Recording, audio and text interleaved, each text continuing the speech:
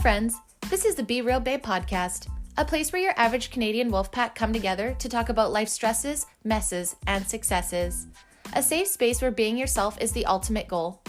Each week we will bring you new episodes, sharing our experiences on a ton of different topics, in hopes we get a better understanding of ourselves, each other, and this crazy world we live in. We want to build a community where we can show up as ourselves, be real, and lay it all out there. By sharing our experiences, we hope to reach others who can relate so we can all help each other learn, grow, and heal. But please keep in mind, as a disclaimer, none of us here are professionals, no one is giving any advice. We are strictly speaking of our life experiences and for entertainment purposes only. Now with that being said, it's time. So grab your drink, grab your joint, and let's jump right in. Hey guys, Editing Brandi here. We just wanted to apologize for our connection on this episode. For some reason, the internet decided to be whack, and we're really sorry. We are working on this still, and we just want to thank you so much for being patient. Hope you enjoy the show. Welcome everyone. Welcome back to the Be Real Babe podcast. I'm your host, Brandi, and here with me today is my beautiful co-host, Kayla. Hey girl. Hey. How you doing today? I'm peachy. I love connecting and getting our show on the road. Yes, can you believe it? In a month, we were able to pop out, almost a month, 10 episodes for you guys. That is absolutely the most amazing thing from us not sure if we could do this back in October, November. And here we are, episode 11, you guys, 11. Somebody was actually, Brandi, talking to me about that. Someone asked me yesterday how many, it was my future brother-in-law. He asked me, he's like, because I was showing him the demographics and everything, like the stuff that you showed me, the statistics, blah. And he was asking, like, how long this has been going on. And I was like, oh. And I thought about it. I was like, well, like October, I think we started talking. And then we wanted to plan to launch for January. But then I think we launched February? March 1st. March, yeah. So it was like, he was just like amazed at like how long we've been doing this. And like when you like think about it like that, it's been a long like 6 months. It's been awesome. Yeah. It's been a thrill. It has, yeah. There was a lot of work in the background before we went into this because we really wanted to make sure that we were bringing good content and that we were going to try and get everyone's experiences and as much community involvement as possible. So a lot of thought went into how we were going to produce this, how we were going to even do it, like at all, even just how, or like how do we just go on a phone call, hit screen record? So It's just really amazing to watch the growth over the last month. And we really want to thank you guys. The last episode was really great. There was a lot of conversations sparking about birth control and the different methods, and myself, I've learned a lot about that as well. So I hope you guys were learning some as well and having conversations with each other about that. And the next episode and this episode that we're going to jump into is something that we feel a lot and we hear a lot from friends and other moms, is something that's not talked about. But we do want to put a quick little trigger warning on this episode, guys, because we've always wanted to hold space for everyone and all people. And this episode might be a little bit hard to hear if you are struggling with infertility or if pregnancy is a hot topic for you right now. We totally understand that. Myself has been there several different times in my life. So I totally understand. Today and this year, I feel very comfortable talking about my story. But if you are not, we love you, we see you, and we understand if you can't listen to this episode, but we just wanted to put this in now. But if you are ready to hear some great things and all different perspectives of pregnancy, we're here for this episode. And we just wanted to say that to make sure that everyone is safe while listening to our show. 100%. Like you nailed it right there. And like, I do know like some of these things you will have experience with and you'll be able to relate with people and whatnot. And we just don't want you guys to think that we don't acknowledge the other sides that come with pregnancy, because we totally do. And I mean, it is today more of just like what our experience has been on a lighter side, I guess I would like to say. And, you know, I kind of like totally forgot what I was saying there. Just fucking froze. We wanted to just make sure. No, we just wanted to make sure that we're saying things safe and you feel safe. So listen if you want to listen. If not, guys, we are going to have an episode very soon here that is going to be talking about miscarriages. So we'll make sure we put trigger warnings on that as well. But if you want to talk about your story with infertility in any sort of form that's special to you, me and Kayla can only speak about our experiences, but we know very much that it's a very important topic. So we are opening our platform, but both of us felt that it would be kind of ignorant if we were to talk about those experiences when we don't have the experience on those experiences. How many times can I say experience in a sentence? But so many, right? So many. So, but I guess what we just wanted to say is that we're here for you. We want to hold space. And if anybody out there wants to share their story, we are here for you. We will open up our platform for you to share that. But for this episode specifically, we're going to talk about pregnancy. Now, for myself, I've kind of shared that I've had in and out issues with my uterus. So it's always been told at a young age that I may not be able to conceive. So at a young age, I kind of had to wrap my head around that, you know, I might not be able to do this naturally. So I feel like I've had a lot of years to just understand that. That being said, it's not been easy a lot of times in my life. I have struggled equally so. I don't know if it's timing. I don't know if it's environment. I don't know if it's been pressures. I don't know if it's been my health. I can't say that that's exactly my story. So all I can say is that I've been up and down about it. And when people continually ask questions about it, it is a bit painful. So we do want to hold spaces for that. And again, we're open to talk about it. My experience, if I do go ahead and push really hard and I do keep coming up with struggles, I definitely will share that with you guys when I'm ready. But I will share about my miscarriage and the struggles I've had later in the next couple episodes. But we just wanted to let you guys know that we love you. We see you. We're going to hold space for you.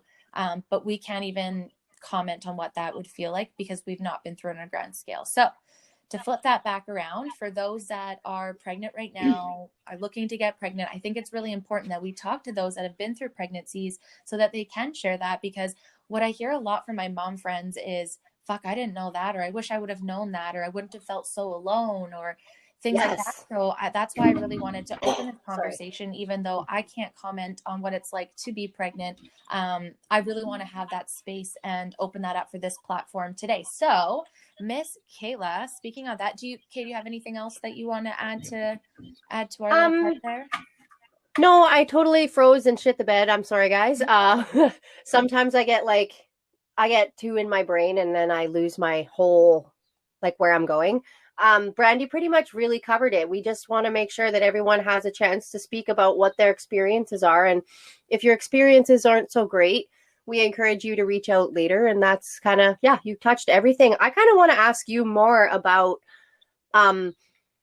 you know, because we usually have our episodes structured so that we're one person's interviewing the other person. And I think the last one, birth control, we kind of went back and forth. I just want to ask you, before you start asking me, like, kind of hear your experience with the pressure, like pressure to have kids, and listening to what you were just saying about from a young age being told that it might not be possible. Like, what I want to hear about the anxiety around that would form, because immediately when I heard you say at a young age, I got anxiety in my chest, because it was like, wow, that's heavy to tell a young adolescent girl. Like, you're already in a way, like, it's informative, but it's also like, it's kind of terrifying. If I was told that I could not have kids at a young age, I would feel very mixed emotions, and that would be a very strange thing for me. So I'd kind of like to ask you about that. Of course. And that is really important. And I would like to note that the one thing that has made this so much easier with my journey on this, and I guess for me, it's been my mom, because she has always definitely wanted to be a grandmother because she loves kids, but she has not ever put pressure on me about it, not only because of the physical possibilities of not being able to, but just mentally. You know, she had me when she was like 19, 20, and then equally so had them again in her 30s. And she's just very understanding in that it should be the right time for me. And she's never put pressure on. So that is one thing that if I talk about pressures, is never come actually directly from my mom, who would, like most people would think the pressure would come from. So not at all. She's been so supportive because she's known all my battles. So when I talked about with birth control, I've had my issues from day one, and it was like, you know, blood clots and things not working, and like cramps to the point where I needed like shots on my ass because I couldn't walk, I couldn't talk. And then that's what sprung my, I don't even think I talked about this, but that's what sprung my Tylenol 3 addiction. And was just like, so I just continually had pain, like problems with my uterus, and just continually being like, well, you don't have endometriosis, but like with all these problems, like just be aware, like you might have issues. So then I would just go off of it, and then I would try different methods. And I was 16 years old and not like doing the, I forgot what it was called, but it was, there is like a term that they talk, the pull out method. I can't remember. I think I shared it, but there is a fancy word for it, but you guys know better, pull out method. And I never got pregnant, which again, I'm not saying that that could be for any other reason, you know, but then again, going through, so then like the pressures of when I was married, and it was just like, not even before we even got married, it was like, when are you having kids? When are you having babies? And then of course, after marriage, it was like continually. And I was like, I might not be able to. And then it's like, you don't always want to have that conversation with people when they ask you. And so you just kind of like shrug it off, but then it like stresses you out more. And then the pressure, and then it's a couple years into marriage. Well, why haven't you had kids yet? Like, oh, you've been trying for a long time. It's like, holy shit. It's super nosy. And I understand where people are coming from. That's the part, that's the fucking wild trip, is that, you know, people are asking you that because it is such a beautiful thing, and it is so wonderful to be a parent. And I understand that so much. And it's been such a hard time. But when you have so many people telling you that you should be pregnant, when are you having a kid? You know, and that's another thing, guys. We're going to have that platform. If you've never wanted children, we hear you too. Like, women don't always have to be moms. They can be aunts. They can be whatever the fuck they want to be. And we're glad that the conversation is changing to that now, because just as myself being constantly told when I should, I feel like that put more pressure now. Is that the reason maybe I didn't conceive? I don't know. I have no idea. I'm not going to put hypotheticals out there. But it has been hurtful when I was trying to feel like a failure. Then when I wasn't trying to be like, oh, maybe I'm not maybe supposed to be a mom, or like, it just sparks real weird questions. And I don't want to put that on anyone else to talk to me in any way, shape, or form. It's just, that's just the reality of what you kind of go through. And now being 34, it's like, oh, well, you should start having them now if you're going to have them. And it's like, oh my God, shut up. And I know, and I love that, because I know that so many people love me and Grant, and I agree. I would love to see that, but that might not be. I'm not saying it's not. I'm not putting any limitations on anything. Facts are facts for us, and that might not be a thing, and it might be. I'm not putting any labels. Yes, or labels, thank you. Or expectations. Exactly. It'll be what it's meant to be, and with that for an amount of time, you know. So that's kind of the pressures. It's hard, but it's also, I understand where people are coming from, and I know it's coming from a place of love. And so it's hard to be mad about it. It's just, you have to just kind of, for me, I had to put up boundaries of why they were saying that, and find it from a place of love, and not feel like a place of lacking, because that's not everyone's story. Yes. And that's okay, because I just came to terms with, even though I might not, because I don't know if I've built up pregnancy and labor and all that stuff to be terrified of it because I'm actually terrified, or if that's like a mental block that I'm putting, can't, you know what I'm saying? So with so many other people's opinions, it makes it really hard to understand that inside. So I've had to really like silence that, everyone's opinions about that, and really just focus on what's best for me and my spouse right now in our lives. Which is like what you should be doing. And like, and that's where I appreciate what you're saying, because, I just want to say, like, I used to ask people all the time before I had my own baby, when are you going to get pregnant? Yeah. And I think it was after I had, I'm bumping things. I'm sorry, everybody. Once I had Cash, I think I stopped asking people that, because I was like, dude, it is a fucking intricate process that you really just don't know what people are going through or where they're at. And that's when I was like, okay, because I learned so many freaking things that no one really tells you about, you know, or that you really grasp. Because like, you can go to those classes, you can do Lamaze, you can do all that stuff, and still have no idea what the hell you're doing when it happens. So it's like, we need to talk about that too, and let's make it normal. Like, it's not like a big deal if you don't know what's going on, or there's things like, we need to have these conversations. And I think there's like, again, with so many women that have different experiences, and then if their experiences aren't matching that of their friends, then they're like not feeling empowered to talk about it. And it's like, well, no, we don't want that, like, at all. So I stopped asking people pregnancy questions or marriage questions. I just was like, hey, that's a heavy expectation to somebody, or to put them on the spot like that. Like, you know how you felt. I got so much unsolicited advice and fucking opinions and things when I was pregnant. It's just like, why do people, I love and understand that people want to think that they're coming from a good place, but I truly wish that some people would just kind of like think about the way they're asking things, maybe, or the way that the tone, like there's a nonverbal cue to it, you know, where it's like they don't really know that that cue is happening, but their body language and everything is just like throwing it all off, and you're like, oh, that's okay, that's personal, like. And like you said, Weird. I understand where people are coming from, and it's always that, like, I understand that small talk, but I, you know, even I know moms that have had a child and go to have the second. It's like, or when you having the second is, I understand where people are coming from, but it's also just kind of like the way I kind of view it. And I'm not perfect. I still do those things, and I'm not meaning to, even though I've had my own things, because I mean it with love, and it's not ever coming from a bad place. But then on the flip side, I started thinking, you know, like being more in tuned and listening to what people are talking about more, and like talking to them on those topics, because, you know, if people aren't talking about that, then maybe there's a reason. So I just try to, you know, relate on topics to them. And I'm not saying anybody, I'm not perfect, I'm not any of those things, but just for me, I'm just like, okay, well, if they're, you know, always talking about having kids, and, you know, that's always part of their conversation they bring up to me, then of course I'm going to ask. But if they don't bring it up, then I'm not going to bring it up. Yeah.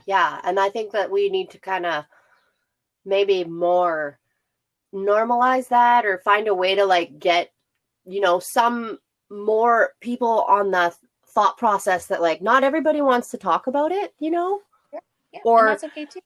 Yeah, and that's fine. Like everybody's going through their own thing, and it's their own journey, and they just need to have the time and space to process everything in their own way, and like that's totally cool. Exactly. And that's why we're always like, hey, we'll open space for anybody to talk about it, but we're not going to rush anybody to talk about their experiences.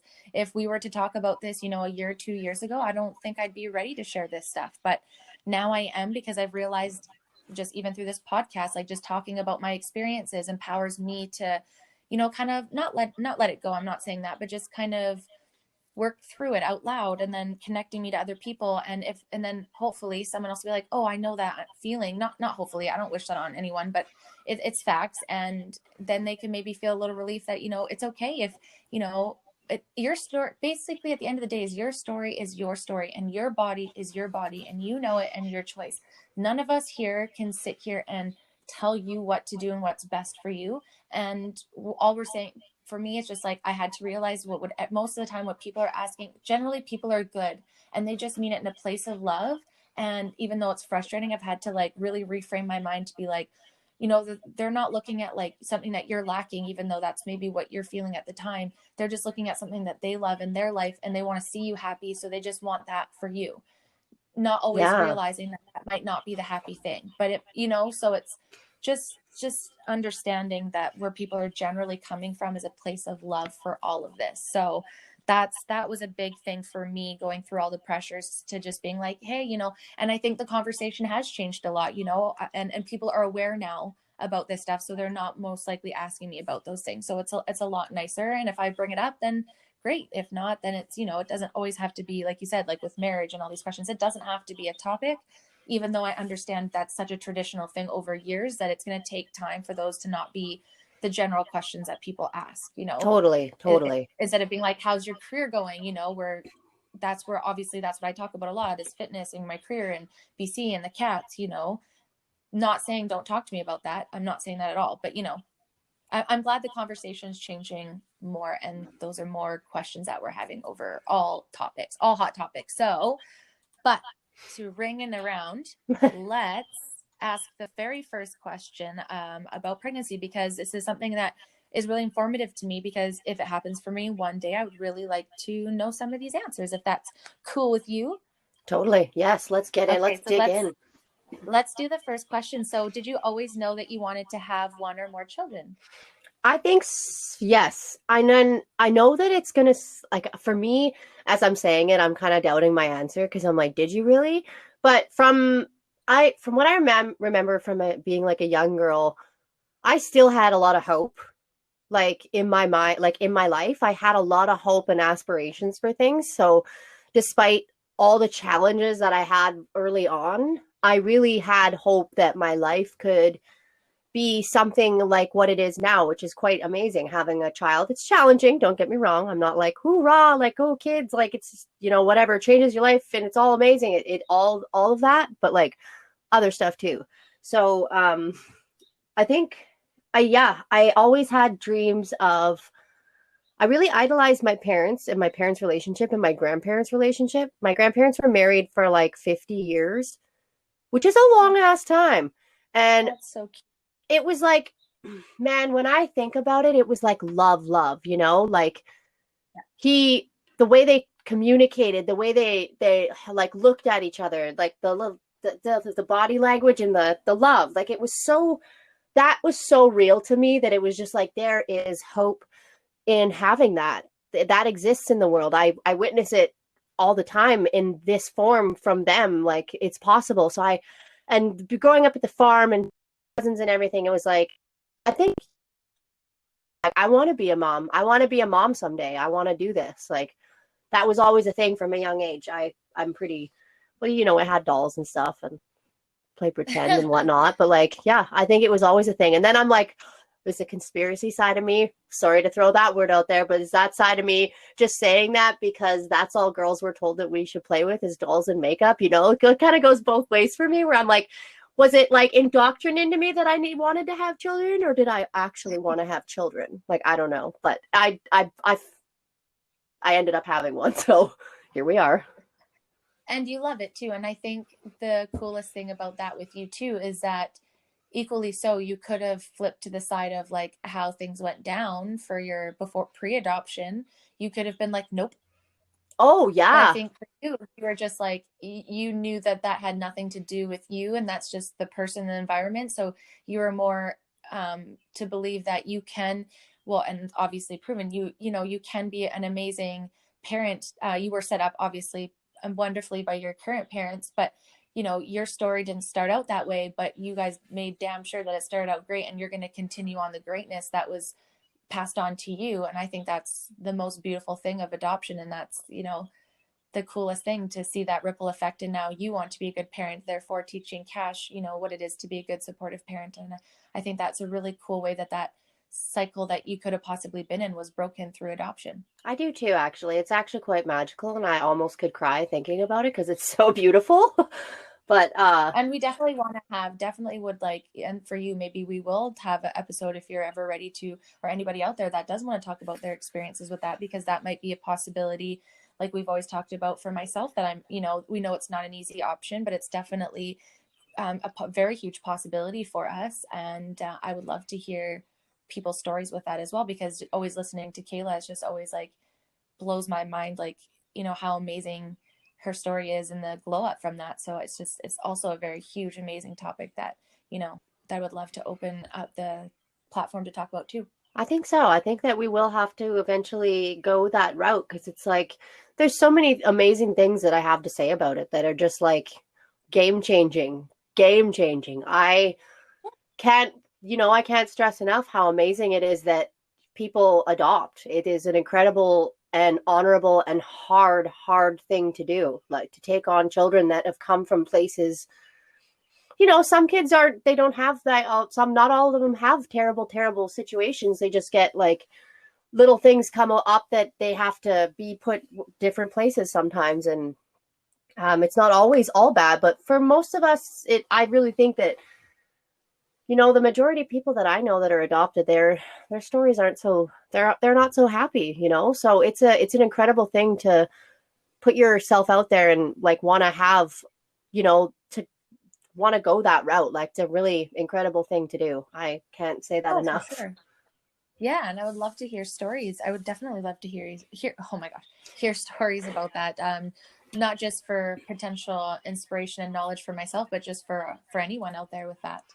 So going on to the next question. So Kayla, have you ever felt pressured to have kids? I know you said you always wanted them and you aspire to be your parents, which is amazing. I feel like I always had that too, because I always felt like, especially my mom was such a good mom. I was just like, yeah, I definitely want to be that one day. But then I also super felt pressured at adult life. Did you ever feel that?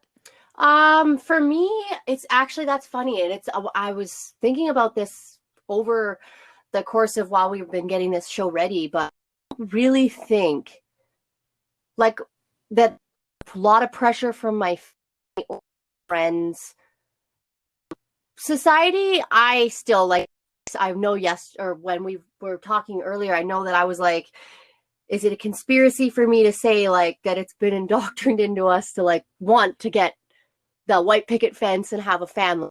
I feel like a lot of that is probably out there, but I kind of have always gone by the beat of my own drum. So I don't know. I don't answer yes to this. I think it was just always something that I felt was part of my journey in life, was to have children. Absolutely. And I think that's fair to say that there's probably some people that felt pressured, and like you said, where, you know, maybe didn't feel that way but were pushed to because that's just what you did. But there's also, you probably didn't feel pressure because that's just something deep down that you knew you always wanted to do. So it wasn't necessarily a pressure to have them. It was just like almost maybe a reassurance of what you already felt to be true. Yeah, and like it really, I didn't have a lot of people pressuring to have them. It was interesting though when my ex and I got together after, you know, the first year or two of being there, then we started getting questions about it, like, when are you guys going to have a baby? When are you going to get married? When are you doing this? When are you doing that? And it's like, holy shit, I didn't realize we were living our lives to please everybody else. Yeah, that's fair. So yeah, you never felt pressured about whether to have them or not. You always knew you were going to, but the time frame of when you had them, there was some pressure on when that needed to happen. And you're just like, what? Why can't it just happen organically? Why is it have to happen like immediately after you get married? Which is fair. Like that is true for a lot of people. And again, we understand where this comes from because people love it. But it's just like there could be the questions, but there should never feel the pressure of like, okay, now you've got married, have kids. Like it's okay to be husband and wife for a bit too if you want to. Exactly. It's okay to be parents right away too. Everything's fine. Up to you and your life. It's your life, your situation. This is one of the things where I can't stress enough how important it is for people to just kind of stay in their own lane about it. You know, everyone is different. Everyone's experience is different. Just because you have doesn't mean it all the time. You know what I mean? Push that positivity that you should be happy, that you should this, you should, no, fuck off. You should be whatever you want with that, with whatever you're doing. It's okay. All of it's fine. Yeah, absolutely. Everyone's can't really say what's good for you. And that's the point of everyone showing up and having their different stories, is not necessarily to guide anybody to make any necessarily decisions. It's more or less understanding that there's so many unique stories out there that it's really a personal choice on all topics on what you do. But for myself, I find that if I have more ideas of what people have gone through, that I'm just more equipped to understand more situations going forward. And no matter what my choices are, whether I choose or agree with anything, at least I'm equipped to know more. I think we can all agree education necessarily doesn't mean like in school. Education could be in life experiences. And I think having a roundabout knowledge of a lot of people's experiences, just from my experience growing up, I just find that super useful. And so that's, you know, how we're saying here, like, this is Kayla's experience. This is mine. This is our guest. And we want to hear yours too, because everyone's is special and unique and has a purpose and a uniqueness to it. And I think, I don't know where society got to where it's like kind of one side or the other, because everyone is so different. So it's what's good for me isn't good for you, isn't good for the next person. And we support and see all of it. And we want to hold space for everyone to be able to share that. Yeah, exactly. And the thing is, like, so funny. Like, I know I can kind of come across harsh, but like when you think about, like, try to think about it like this, you're not gonna go to a trainer and expect to look like the trainer. Like some people do though, you know, like some people do think that, oh, I'm going to go hire a trainer and I'm going to end up looking exactly like my trainer. But the reality of that is that's not this. Your body is going to be different from your trainer. So you're not going to go on the same meal plan your trainer's on. You're going to go on a meal plan that's curated to your body, an exercise regime that's curated to your body. So that's why, like, it's so important to remember, maybe not content to people or pregnant people, but just how you deliver it, you know, instead of coming across like a know-it-all or a not, like, you know, like I'm on this before I know everything. this is something that I actually had to change too throughout my conversations throughout time. Because before kids, or before my son, sorry, I have one, but I want more.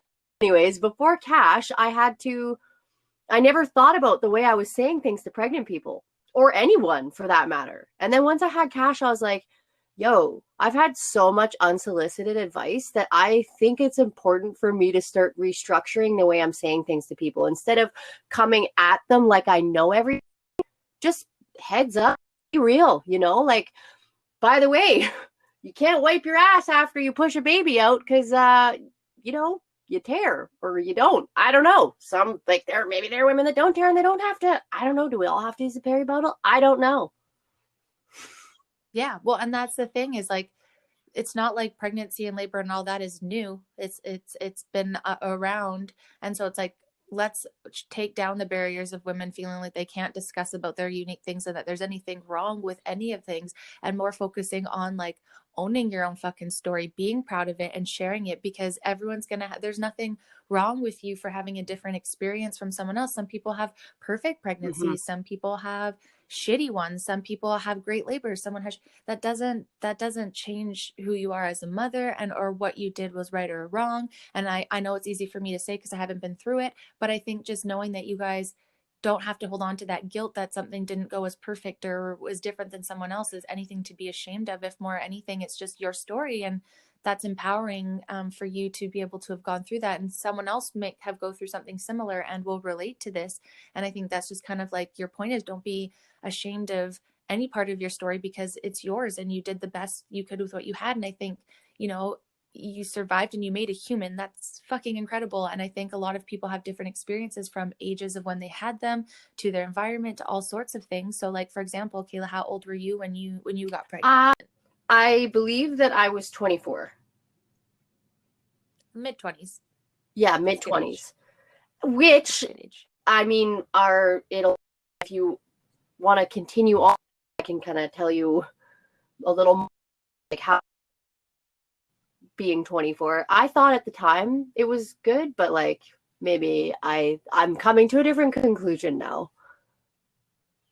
Oh yeah, so I see what you're saying. So like at the time, at 24, you actually felt, let's say, that you were maybe more ready and you were in a good space. But then now looking back, I think for you, I think you said that you are more dealing with things now about, let's say, your mental health in the last couple of years. So do you feel that maybe you wish you would, not that you would ever go back because everything's panning out now, but if you could, you're realizing now that maybe your mental health area was a little bit more affecting you at that age than you initially thought at that time? Is that kind of? Oh, hell yeah. So I am go out there and let the world know I was not ready at 24. I thought I had it together. I thought I was this woke, grown-ass bitch who didn't need anything from anybody, blah, blah, fucking blah, enter in the queue.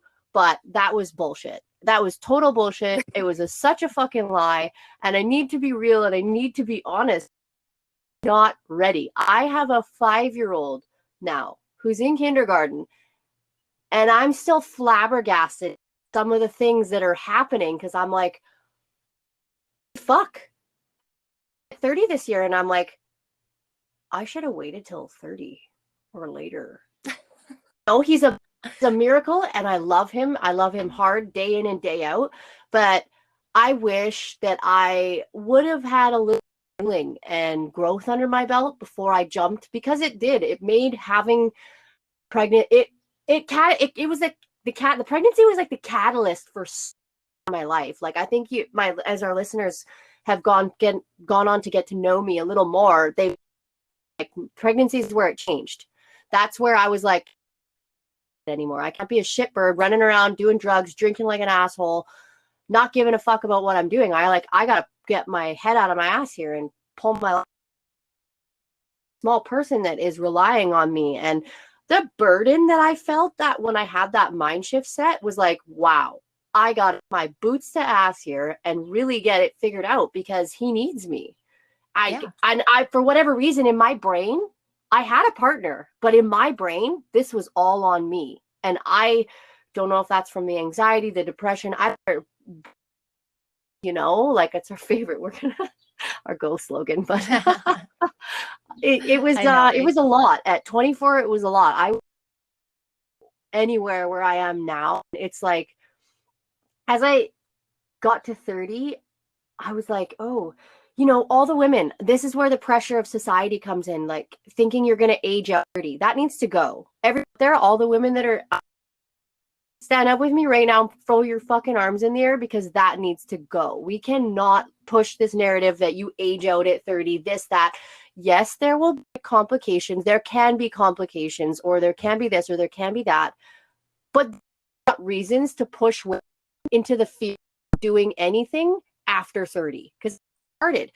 The narrative has changed so much. Like, if we look at when our children having babies, they were like 15, 16, having babies, getting married, living on the farm. And that was okay in that time. But that's kind of where I feel like the comes from, that we have to have a man, a house, a career, of this, of that, 900 kids running around. And it's like, anyone else see what's wrong with No. that picture?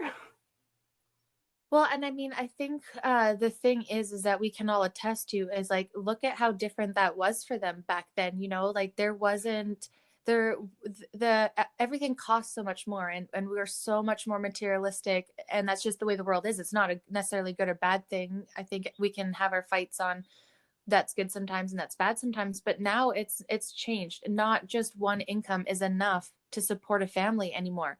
Not for most, No. not for, you know, certain places and certain situations. So now it's gone from, you know, being 16 and being able to be, you know, the wife stayed at home and we're homemakers, and that's amazing. And if you can do that now and your income allows that with your spouse, that's amazing. But I just know from a lot of experiences that a lot of women can't, and they have to then now go to work as well as take on children and all that kind of stuff. So I think there's still that mindset of, you know, having to stay at home and take care of the kids. But unfortunately, that's just not a reality for a lot of people these days due to where we are in the world, and how much further, you know. So the narrative's definitely changed from being able to be younger. And, you know, so I think it wasn't necessarily that I just think no one knew what it was like to have kids in their 30s back then. It was just such a thing that you did. So Oh, it was so yeah. feared, right? And now, like, my mom will tell me and told me growing up, she had me when she was 19, 20, and she had my siblings when she was in her 30s.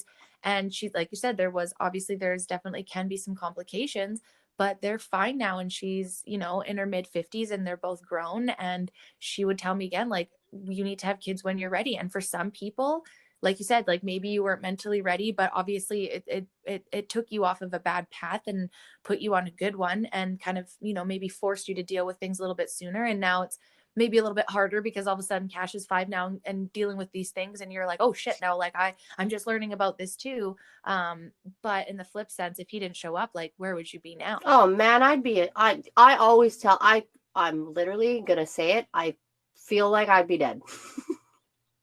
Right? So I just think it's such a beautiful thing that, you know, sometimes the universe is just like, yeah, maybe you don't feel like you're mentally ready, but I'm going to give it to you You anyways because I need know you're this. going to thrive. And yeah, you need this, and you're going to, you know, you and Cash are going to figure that out together. And, you know, where, you know, my mom's teaching me at a younger age, and you get the advantage of teaching Cash now and being hyper aware so that he can be aware. And I think that's such a beautiful fucking cycle of life, man.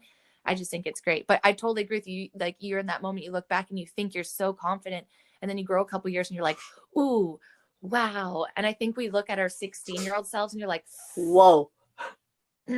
what? So yeah, I totally relate to that. But I just love that so many moms are like, yeah, I was probably not ready, but like to watch your guys' like glow up and see how amazing you're raising your kids now, even though you didn't feel like you're in the right spot. It's super awesome to see. And like, I'm just like, if I'm a mom, it's going to be later in life for my own reasons, but it is so inspiring to see that for you guys. And like, mine is just, it was never right time or right place, or if I can, right? So I love hearing your guys' stories because it's great for you to be like, oh yeah, that kid was my wake up call. And now I just, you know, I 100%. just love it. Like, And and I love it. I'm sorry. It's just, we're both so to talk to each other. We love these conversations that we get going. And it's like, it's amazing. And I do, like, I form and fuzzies all the time from Brandi because she's just like, she's like in a different way.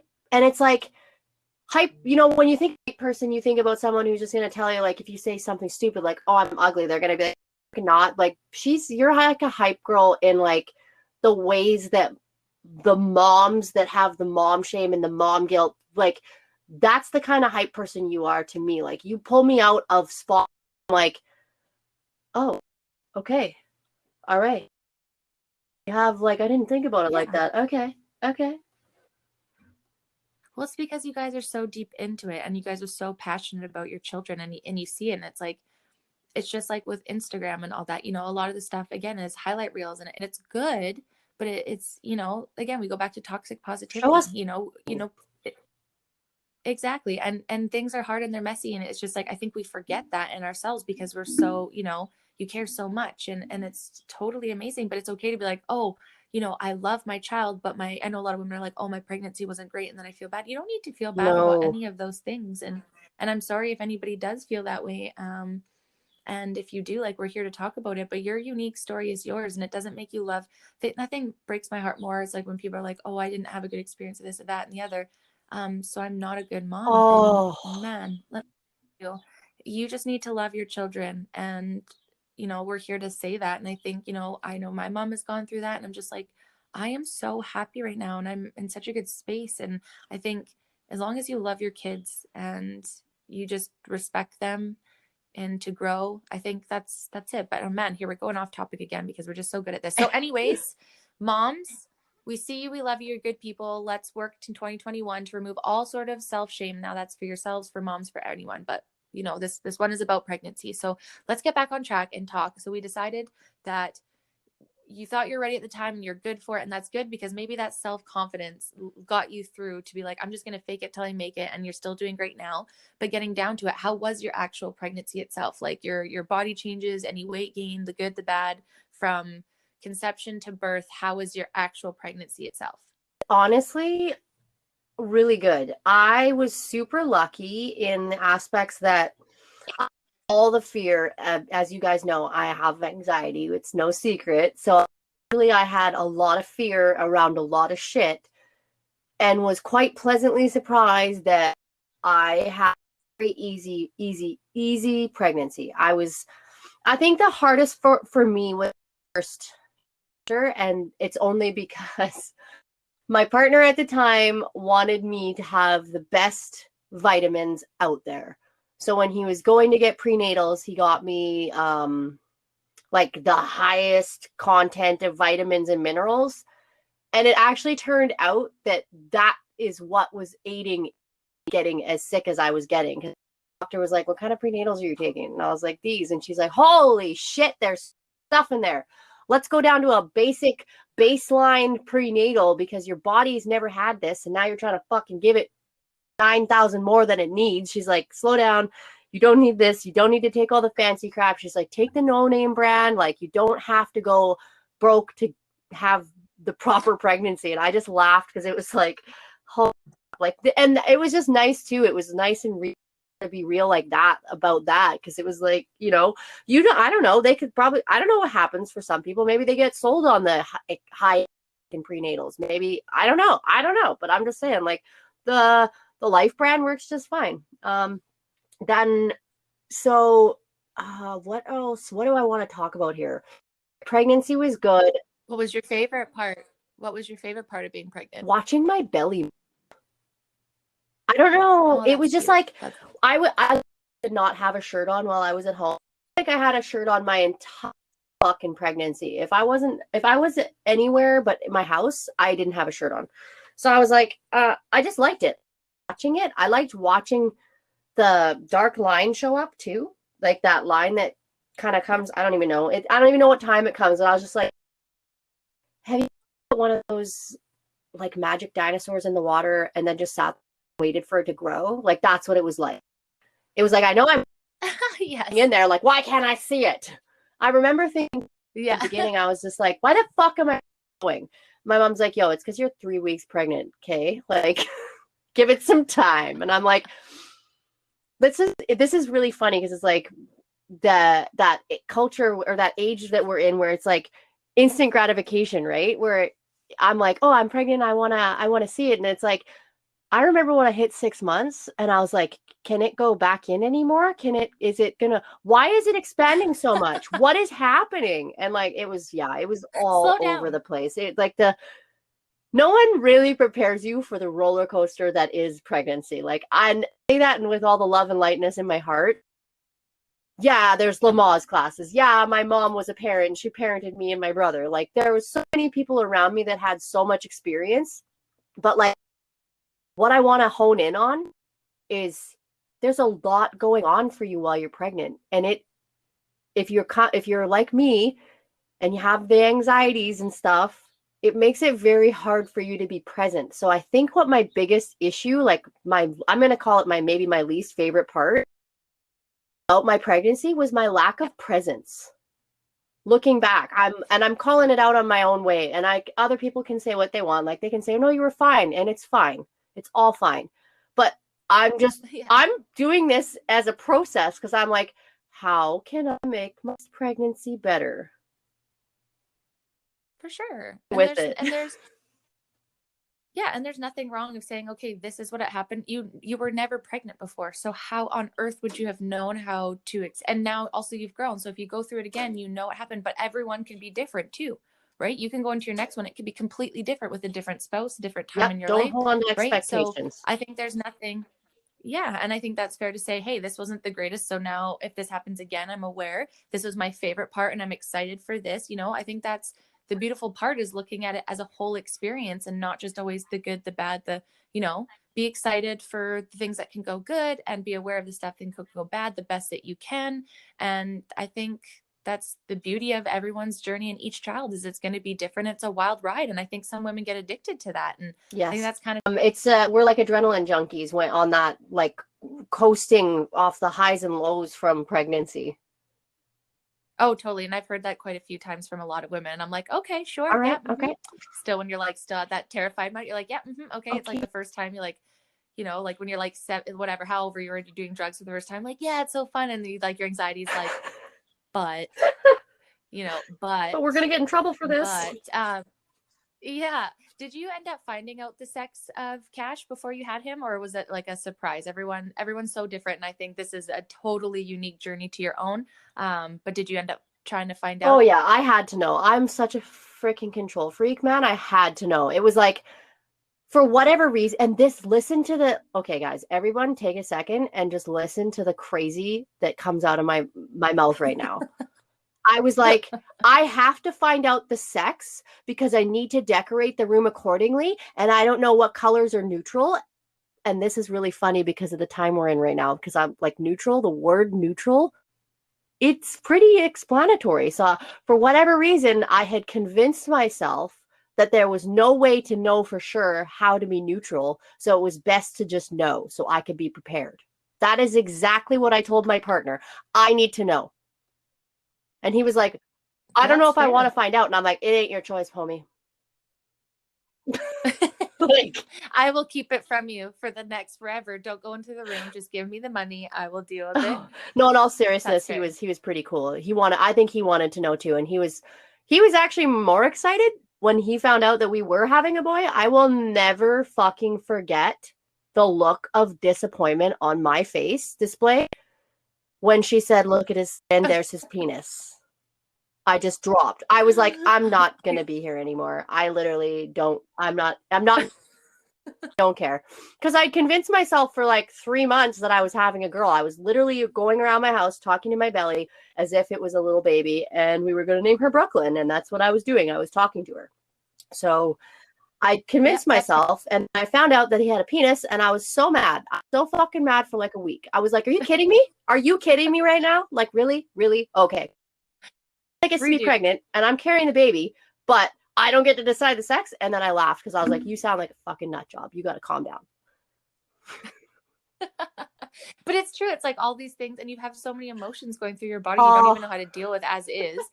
And you have, like you said, you have this like built up thing in your mind. And I think it's better that, if that was the case, that you found out then, because then you were because obviously we all know at the end of the day, even though you hope for, like most people hope, you know, men, let's say, lean to one, well, everyone's different, but you know, you always kind of lean towards the one thing, or you've always pictured this one thing. And when it's not that you're necessarily upset. It's just like, you have to readjust that in those moments, of course, especially with your hormones, you're like, this is Yeah, unjust.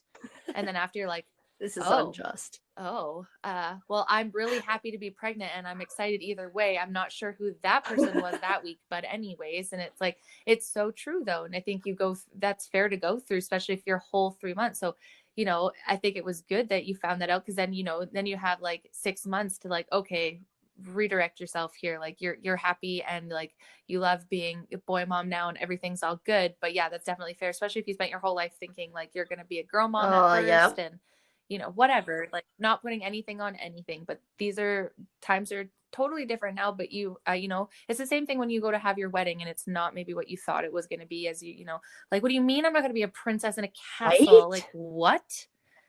Belle was, what the fuck? Where is my rose and my library of books? Like, we were really set up to be disappointed in that. And I was under the impression a stork was going to Bring you your baby. give my baby, even though I seen my mom go through like a nightmare delivery. I still was convinced like, hey, maybe that stork is still out there and I don't have to deal with any of this. So yeah, no, I think it's if you need to do it, find out if you want that. You know, some people say there's not many surprises in the world and they want that to be one.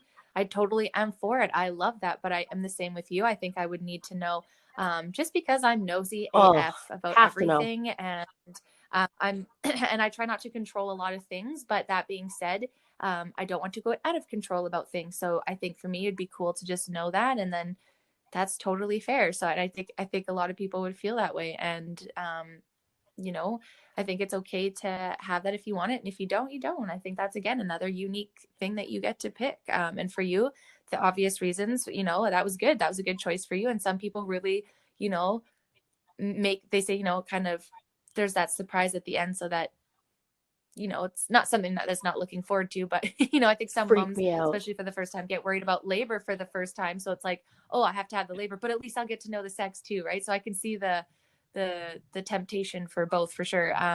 With everything with your pregnancy, I know you said you had a really good pregnancy, and even though you didn't feel at the time was that great, is there any advice that you'd want to share with any moms to be, or aspiring moms, about pregnancy and the whole and everything about it? Is there anything else that you would want to share, that would be helpful? Totally. Okay, so when we went through one of the questions there, it was, how was your pregnancy? My pregnancy was good.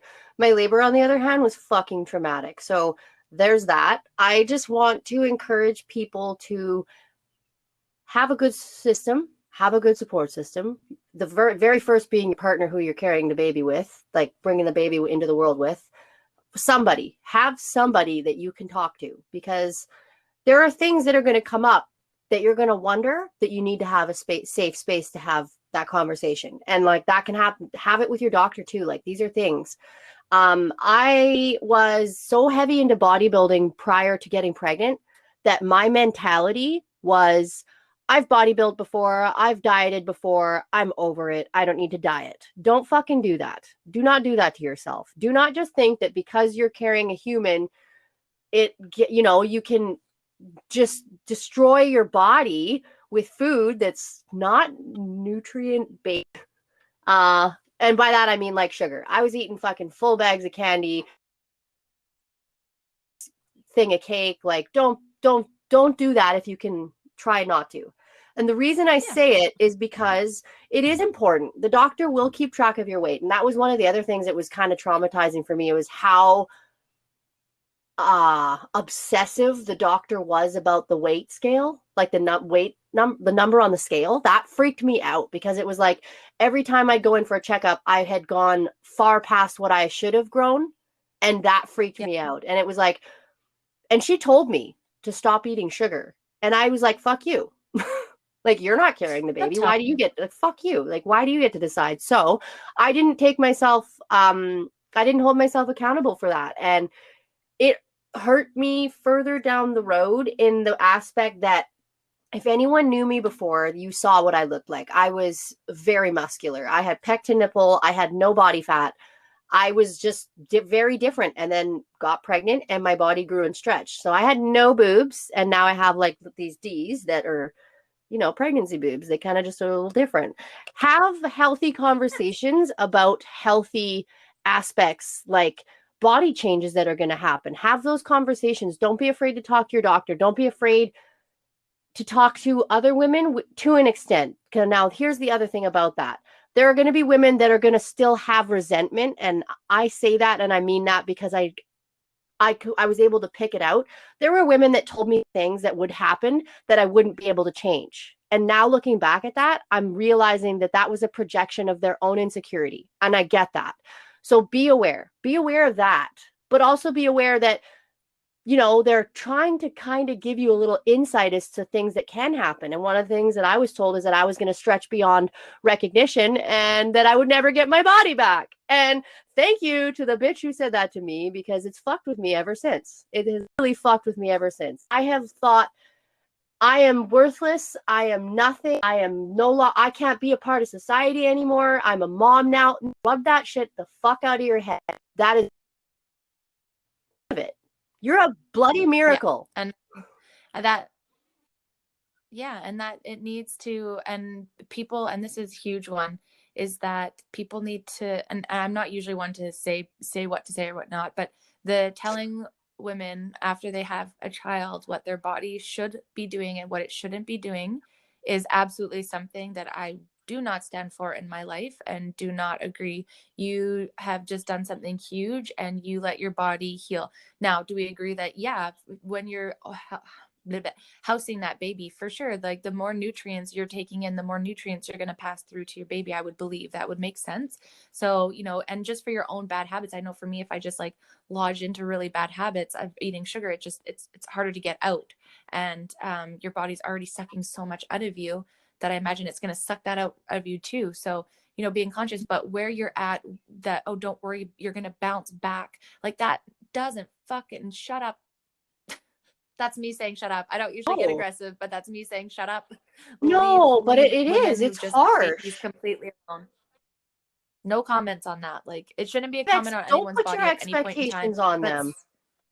yeah, but especially when women are going through that postpartum, whether that's a year, 2 to 3 years, it's nobody's business as to where they're at, as long as they're, like there's a degree. We know when people are not being healthy, and moms do need to take care of themselves for sure, that you shouldn't be the last and not eat. That's not a thing. However, as long as you are being healthy and taking care of yourself, how your body reacts to that postpartum is no one's fucking business. And I mean, like, I Sorry. got And so much, Brandi. Like, I remember the day that I was at the gym, that I actually left the gym because a man came up to me. And I know, don't everyone jump down my throat. I'm not saying because he's a man and I'm a woman and that's sexist. It's nothing to do with that. This was just a person who has had children and was just coming to say, like, just genuinely to be cautious. But I was in a place of victim mentality, so I took it super personally and I left because I was like, he actually did say that I shouldn't be working out, and I was like mad about it because my doctor told me that I could, and I didn't. I was outraged that I felt like I needed to be walking around with a public waiver saying that I'm allowed to be here. Like, that pissed me off. It was like, why the fuck wouldn't you want to be in the gym pregnant? Like, that's another thing. Like, everybody has their own journey. So people who, and that's what I need to say too about the people who project their own stuff. Like, a lot of women who couldn't work out during their pregnancies are the ones that are projecting onto the other moms that they shouldn't work out. And it's like, don't give them that fucking notion. Let them talk to their doctor and find out for themselves, because everybody's different. Yes, and just know that if you're looking at someone, and they're making these choices for themselves, that whether they consulted someone or not, that's their choice. And for the most part, most people have gotten approval for it. And even if they haven't, that's not your place to say anything. If you see, a pregnant woman outside doing a bunch of meth or heroin or something like that, like, for sure, call the authorities if it's something illegal. But if a woman is going to McDonald's because she wants a cheeseburger and she's starving and that's all she has and she's pregnant, leave her alone. If she's going to go to the gym and have, a fruit juice cleanse drink, let her do that, as long as her doctor, like, they're everyone's choices. They knows what's best for them. And if not, that's not our business to say that, unless there is actual reason for, serious harm. Like, obviously, come on now, we're not gonna be like, oh yeah, it's fine, just go ahead and do more of that. No, Like, if totally. it's hard drugs or something, obviously there's a line, but you don't know what that woman's going through that day, and we all, it's just not our bodies to make that decision and our choices. So I think that's a really fair thing to say, that, like, no one should come up to you in the gym and tell you can't do that. Obviously, you've made the decision for yourself and your baby, and you've talked to your doctors and you've cleared it. And you shouldn't have to have a sign saying that. It should just be, yes, there's neglectful people, but it's, most people, again, like we're saying, are good people. So to have the assumption that they're not doing the right things for them and their child is just ignorant and Like, rude. and yeah, And no, totally. right. And I think that's kind of where you feel. So how do you feel now flipping over into the polls? Or do you want to jump in and see what everyone else on Instagram has to say? Or do you have any more advice for those? I mean, again, guys, pregnancy is such a huge topic. I feel like everything we've talked on is on such a like light, what we can, and a half. But for the most part, I think what's beautiful with Kayla's is she didn't, she didn't feel pressured to be a mom. She always felt welcomed and aligned with being it. She had a good pregnancy. Her labor, we're going to jump into at the end of the month so she can share that. I'll put my earmuffs on for it. Just kidding. And yeah, so I think, there's going to be contrasting stories of having good and bad pregnancies. And it was exciting to me when you're like, no, man, I had a really great pregnancy. Like, and that's just really exciting to hear, because I think, again, it's unique to everyone, and your labor might have been crap, but at least the 9 months leading up to was a wonderful experience. And It was that's magic, exciting. man. There are times where I can remember that I was like talking. Okay, so I was this kind of mom. Then I know that I have other moms out there that can relate, but I was once I knew and wrapped my head around the fact that I was having a boy, I was very, very in tune with myself. I would go in the baby room because I was neurotic and I had it set up at 6 months because my partner worked away, and I was convinced that I was going to go into labor early while he wasn't home, and that stuff wasn't going to be done. So it was all done at 6 months. His entire room was set up. So then I would go in there and I would sit in the rocking chair and I would pre-read stories to him, or I would sing, or I'd put my big headphones on my belly and I would let him listen to the music. So there are moments in my life now with him where I'm wondering if he heard me. And and I just connect them, and I'm Oh, like, totally. because there's little things he'll be like, oh, I remember that. And I'm like, how the fuck do you remember that? Like, why? How?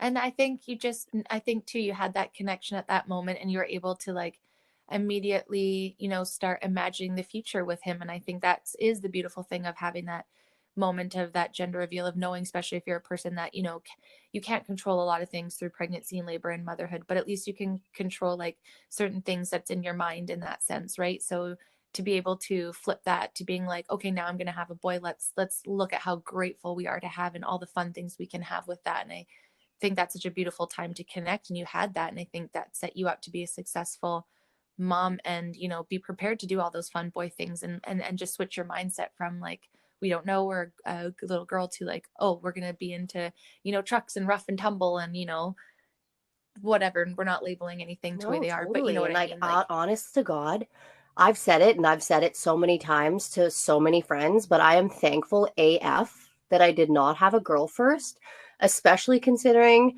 the fact that everybody that knows me knows that it's me and my partner are no longer together. We co-parent amazingly. Like, I need everyone to know that. Like, this isn't a dish on, there will never be a shit talk like that towards him in regards to him. I have no beef. We have grown. We have all come to a point where we are literally so much further ahead. And I'm just glad that I didn't have a girl on my own to be like, I was struggling so much as a female that I don't think I would have had it in me to raise a daughter by myself.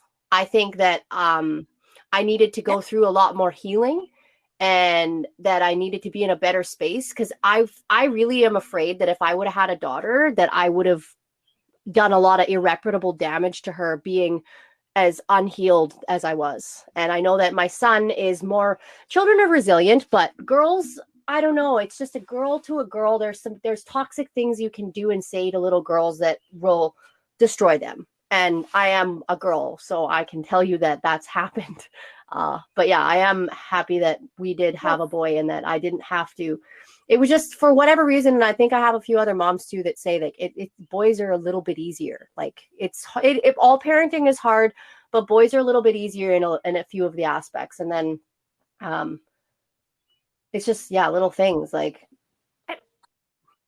I think it's fair to say too, as having a daughter, more likely she's going to mimic a lot of your behaviors and patterns and fall into same things because you know, you're like, that's just girls naturally all the same as their moms, where it's like the boys kind of leaned more to go do things with dads and play. Not saying that, you know, it's open for everyone. You go play sports with Cash, but you know what I mean? There's just certain things that, you know, you go to your mom for, and that like emotional, like love, and everyone's different, guys. We're not saying, but for the most part, right? So for you, it's just kind of like, you know, Cash isn't gonna search for his worth maybe in his body as much as say if you had a girl on that behavior pattern. Because boys are a bit different in that sense. Not saying that they don't suffer, but they're different behaviors, even if the feelings are the same. So he's not going to pick up your behavioral patterns as a female as much. It'll be processed through a boy's more of a boy's upbringing. No, and I do, and we're very careful too. Like in our house, I've kind of made sure that we're careful about the way we talk about ourselves,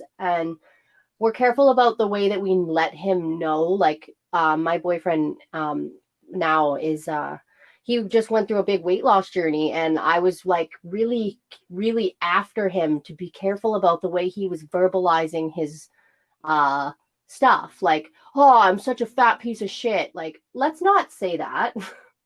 Maybe let's just be a little nicer. Yeah, oh, for sure. Because and I don't want him to, I don't ever want to see my son stand in a mirror ever and say anything negative, because he's beautiful. You know what I mean? So it's just like, that. For sure. And we don't notice that. We don't notice it. Yeah, and we don't notice that our self-hate is picked up by not even just our children, but people around us. And so we're off on this podcast in my life, like done with the self-hate and the self-shame of all the things. And this is just another episode where we're saying, you know, like new moms to be like, you just do you, baby girls, you have that baby, you do your thing on you. And let's jump over, not to cut you off, because then we can talk about this forever, but let's jump over to the polls and see kind of like a little bit on the lighter end how other people's pregnancies were and when it all started, and that kind of jam to wrap up this beautiful episode. Totally. Let's get after it.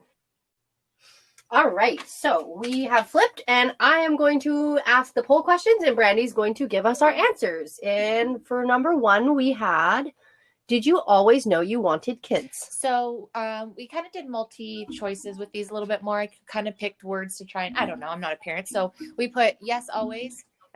Yes, always, which was 3. As I aged was 2. I put it just clicked because I think for me, there's just kind of been moments where I'm like, yeah, I'm ready for this. But that was 0. So no one related. That's okay. And then the right person and timing was 2, which I kind of feel is a little bit more relatable to me too. And then the other, I put a little box of others, and it was funny. All 3 girls that responded said that they didn't want kids. They were an oopsies, but they were a good oopsies. So it just made me laugh because all 3 of them said the exact same thing, but they had different ways of saying it. And it just kind of made me giggle. I was like, I love this. I like that, actually. Like that is a really sweet thing. And honestly, like it is relatable, because there are times where I, as a mom now, I'm just like, I did not want kids. But generally those are just in the moments where I'm having a hard time. So I'm like, I am still one of those ones that always wanted kids. Yeah, for sure, right? And I love that. So yeah, it sounds like it's either it was like, yeah, I'm for sure we're planning from it, and it was like a handful of being like, whoops, but it was a good whoops, and we love our kids, or we're all just lying because we just want, if our kids could hear this one day. I'm kidding. I know you all love your kids. You know the song, like, whoop, there it is. It could be like, oops, there it is. You know, like that's fucking funny. I'm the welcome whoops, so that's okay. Were you? Yeah, I am.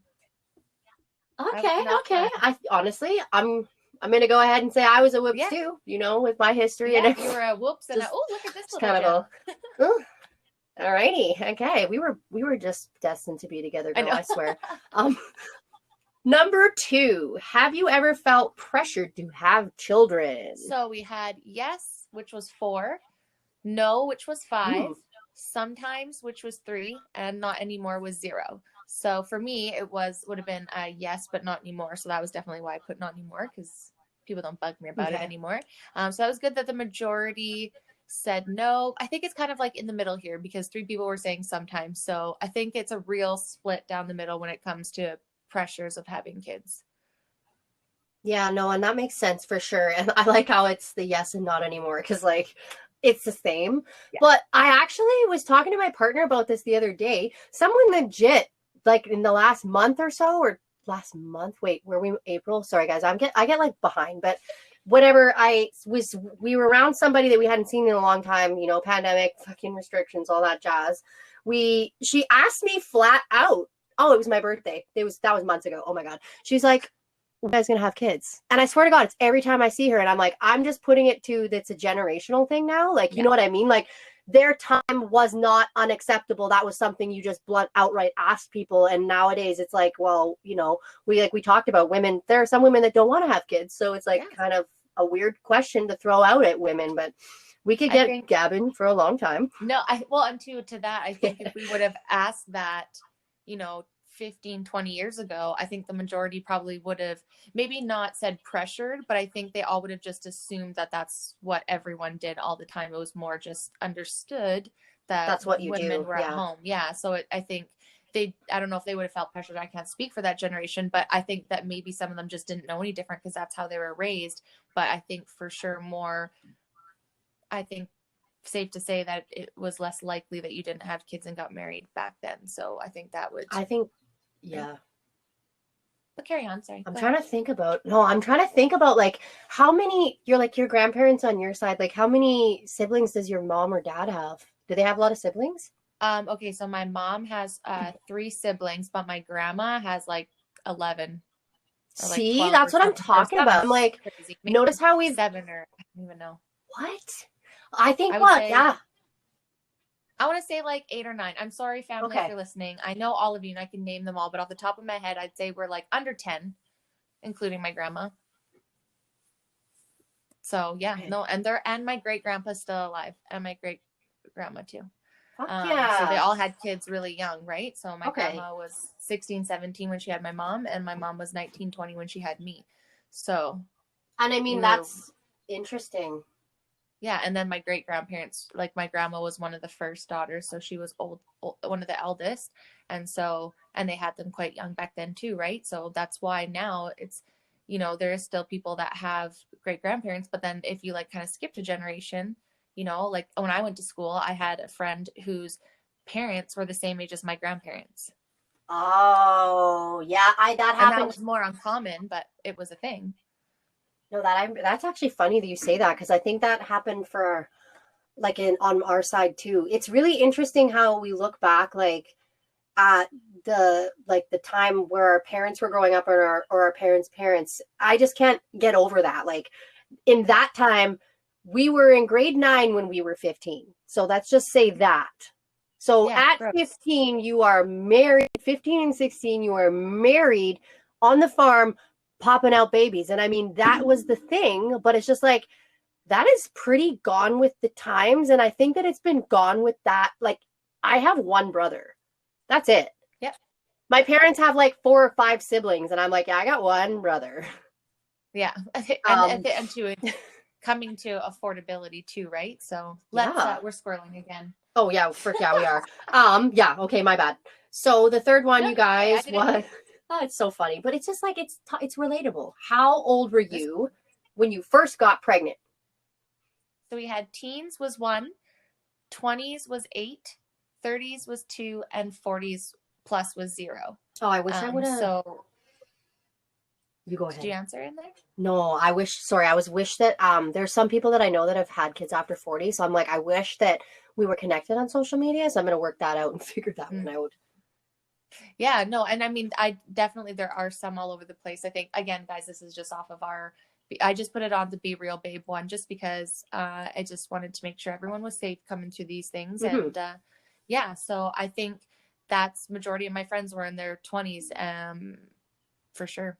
Yeah. But again, that's also a demographic, right? So, but I think generally speaking, I think 20s and 30s is more our generation, where it's like a little bit younger would probably be, or a little bit later. Holy crap, earlier in life, like my mom's age, that was definitely more 20s, teens, where it's like, I think people are having them a little bit later in life. But that being said, there's still a lot of young moms too that just fucking slay it. Fucking So each to their own. slay. Totally. And I mean, I don't think Which it's, leads, yeah, it does. It leads us into our next one. Were you as ready as you could be? so I put yes as much as I could, which was 1, not at all, which was 3, somewhat was 2, and nope, but welcomed it was 4. And I think that was probably the 3 that had a whoopsies for sure. Oh yeah, right. Our whoopsies. I love that. Oh, Yeah. um, Yeah. So how do you prepare for something you don't really know? Just kidding. I mean, you have some time at least. It's not like a cold where you don't have any warning if you're going to get a cold. It's just there. yeah, At least exactly. pregnancy or baby, it's like, it's not just like you get pregnant and like next day it's out. I mean, I wouldn't mind that, but just kidding. You know, like upgrade, like speed it up. Like the last month Yeah. is the worst. I'm just gonna say that. I think Yeah, every like woman a out whole there 3 or agrees 4 with me that the last Yeah. trimester is the longest lasting trimester, and it's brutal. Yeah, like why do we have to drag everything out? It's a long time. 10 months is a long ass time to be growing something. Like That's a lot of incubation time. so much. Then yeah, we're rolling in. We're just rolling. The next We one are. was your pregnancy planned or surprise? So 20% said planned and 80% said surprise. Yeah, that's not shocking to me at all. And the funny thing is I know, I love it. yeah, like fuck, that's surprise. Just surprise. Yeah, I'm a surprise. I know a lot of surprises, and we're welcome surprises, but surprises nonetheless. Oh, totally. And it's kind of like, it kind of makes it put into perspective, like for me in a way. I don't really know where I got these ideas that I had to grow up, get a career, picket fence, house, husband, baby. Because people coming out and saying that their pregnancies were not planned, like that gives me a sense of comfort in a way that not everything you do has to be down to the science, It's kind of refreshing. Yeah, Hollywood did that. Ugh. Hollywood did that. Oh yeah, we right? that's gonna Well, that's a whole nother episode. Another topic. That's a whole nother season. That's a whole That's other a whole nother channel. Yeah, like Yeah. potentially. If you guys want me and Kayla to jump into conspiracies with you guys and show you what we've learned, we're not saying we believe these. We're just saying we researched and like look into things. But we're getting squirreling again. But you guys let us know. Squirreling. Because we love to get on that. But anyways, hit us up in our reviews. Our next question is, for the most part, your pregnancy was, and we have some options, Brandi. Amazing was 2, awful was 4, bit of both was 2, and each different was 1. Oh, interesting. Okay. So it sounds like our community at least has a little bit more, less of great, but I think without certainty, 100% would say it's worth it. So that's a benefit. I mean, it's a challenge, and there are women out there that get pregnant and have no health issues, and then for whatever reason are handed like a plethora of health challenges along the road, and like that sucks. And I just want to say that, and I want to be, like we are here. It's just brutal. Sometimes it can turn out like, you're excited and then it happens, and then it's hard and it's terrifying and traumatizing in its own weird little ways. So we hear you, we see you, and we know that that's a thing and it's happens. So, just be a part of this community. Be gentle, and, it is what it is. And I think every time I go back and I listen, I always say this. And I think your catchphrases. I just laugh at all of it. Yeah. I just think that a lot of times too, if you just have more information that, well, hopefully not saying that you could change anything, but maybe just some awareness to what's going on and being more not educated, but knowledgeable of what's happening to your body and other women's experiences, like maybe that can help take some of the maybe depression or guilt that you guys, Mhm. shame that you build up, or even just like any of that kind of weird feelings that happen when your hormones are all over the place and the questions that come up. Like, it's nice to know that other people, that's normal for them. And I don't know for you guys, but for me, like, I've had a week, and I've just been using all the things that I have been preaching on here and trying to remain calm through all the wild things. And it really helped. My anxiety didn't go overboard. So it just kind of, I think, shows that the more information you have, you're just better equipped. So hopefully we can, and if it's awful, it's awful. I'm sorry. I guess it's the sacrifice that you have to make to have a beautiful baby. Yeah, and I mean, you're right on the money there. It's a exchange, and I just hope for everyone, if you had a crappy one, that you feel that it's worth it in the end, and if not, I'll take them. Just kidding. Oh, yeah. And I mean, like, oh, Okay. that's sweet. As I love that. We are boop, boop, boop. I don't want to be saying rolling. We're gonna Sorry, come up guys. with better We catchphrases, guys. will. Like, we've had put out a lot of episodes. That being said, though, it's only been 5 or 6 weeks we've been recording, so sorry if our catchphrases are getting redundant, but Or we'll try lame. and come up with new ones over time. Yeah. And I did move things around, so I'm messing with Kayla. So how many kids did you have? Oh, did you Was move next. them around? I did. I'm sorry. Oh, that's okay. Oh, okay. How many kids did you have? Yeah, so I'll just answer. Yeah, there we Currently go. Okay, pregnant okay, was gotcha. no one right now is currently pregnant. One was 3 people, two was 4 people, 3 kids was 1 person, and then other was 6, and then 2 Earthside and 6 losses. So Oh, that's a lot. okay. That's a lot of babies. All the babies, sending all the love. All the love. Yeah, I love when people share all of that too, because those are just as important. Like we said Fuck yeah, at the they are. beginning, I won't reiterate because I reiterated that 1,000 times, but definitely come to us if you ever want to talk about that.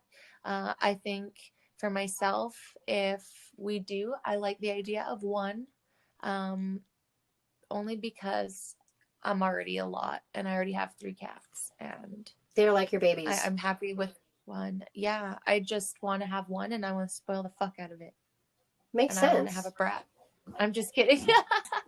Hey, well, I mean, it's all right. I have one kid, and I kind of low key do spoil the shit out of him. And I'm like, sometimes I go back and forth between, am I overcompensating because I feel like I'm lacking in the parent like to child ratio, or am I actually loving him? So I have like, dude, that when it happens, when you're doing it, I can't wait for however you guys do it, whatever happens. I'm so excited to be on the other end of the phone when you call to ask questions. I'm very excited about that Right. part. Like, when you call and you got to be like, holy shit, Kayla, I don't know what just happened. And it's either like a pooplosion. That is my word for like a massive poop explosion, pooplosion.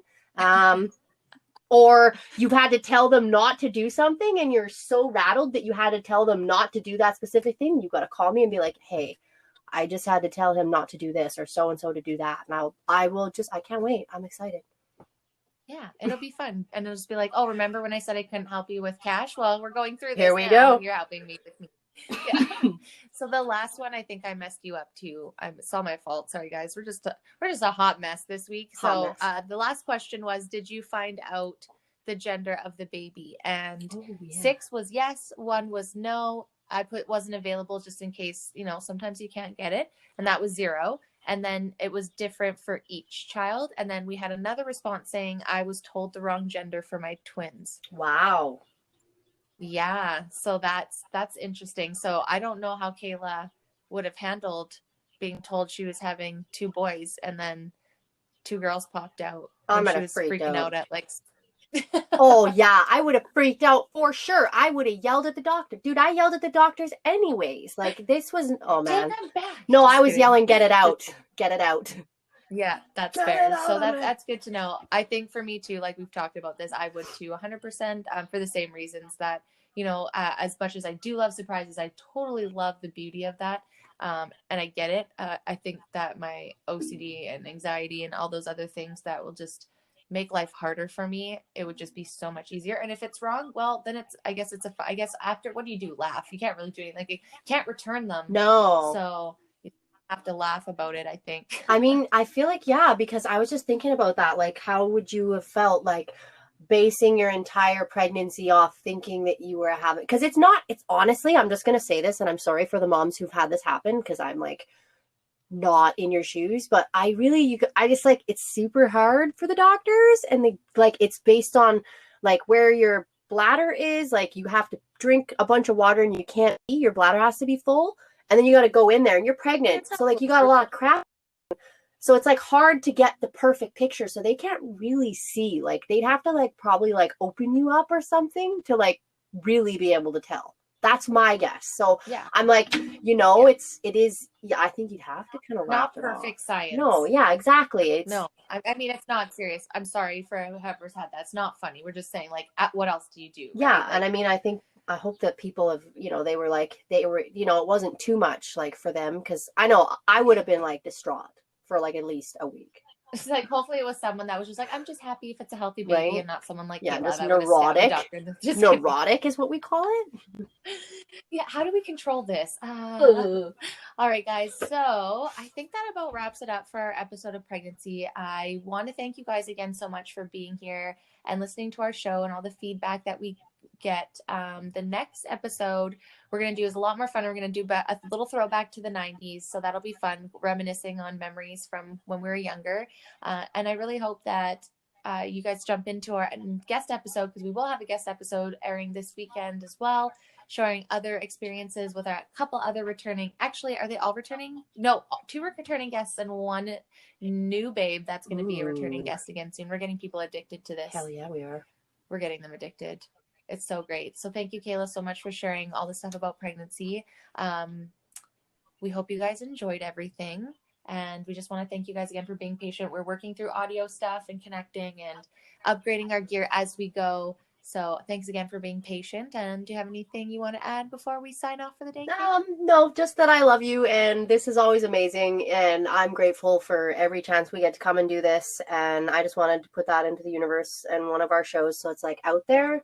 I appreciate this friendship so much, and I'm glad we get to do it, because it's so cathartic for me, and I hope that it's like that for you. And I guess, I don't know, like, until, well, we talk all the time, but like until later or until tomorrow.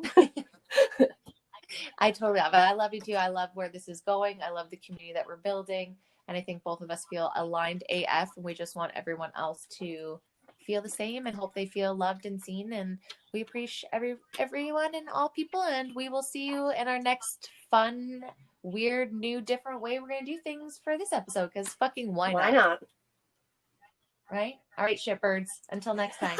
Yes. Oh, I'm air pumping my fist so hard for that, like, shitbird. I can't wait for that to be on a shirt. Bye. Like a little branch with a bird. And it's just like stickman branch bird, and he's like pooping. That's all you see. Just a bird on a branch and little poops coming out. Shit bird. This is perfect. Do you want me to leave this in? Creation. Totally. You can if you want to. I mean, you could erase it. I'll probably remember it. You've heard it here first. Our first design for swag is going to be a bird shitting on other people. And I think that is our perfect time to cut it. All right, guys. Until next episode. Bye.